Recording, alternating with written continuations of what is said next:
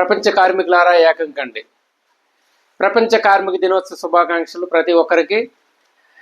ప్రపంచంలో ఉన్నటువంటి కార్మికులందరూ కూడా కనీస పని గంటల కోసం శ్రామిక లోకం అంతా ఈ యాంత్రిక లోకంలో యాంత్రిక జీవితంతో పోటాపోటీగా జీవిస్తున్న రోజులవి.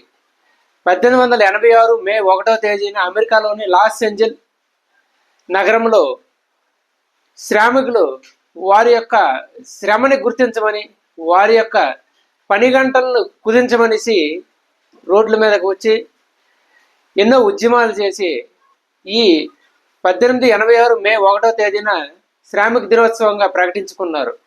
ఈ ప్రకటన ఊరికనే రాలేదు. శ్రమ దోపిడీ జరుగుతున్న పారిశ్రామిక వాడలు, అలాగే కార్మికులు, కర్షకులు సైతం భూస్వాముల చేతుల్లో శ్రమను దోపిడీకి గురి కావడం, సరైన వేతనాలు పొందలేకపోవడం, ఇదంతా కూడా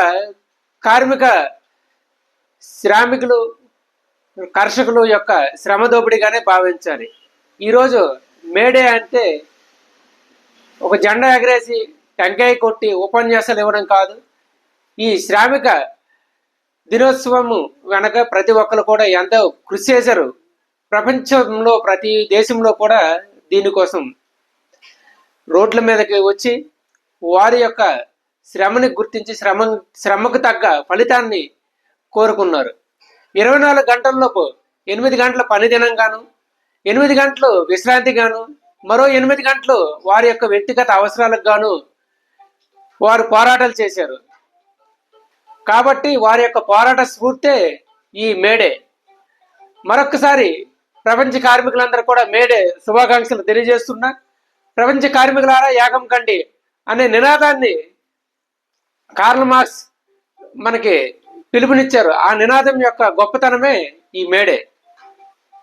జై హింద్.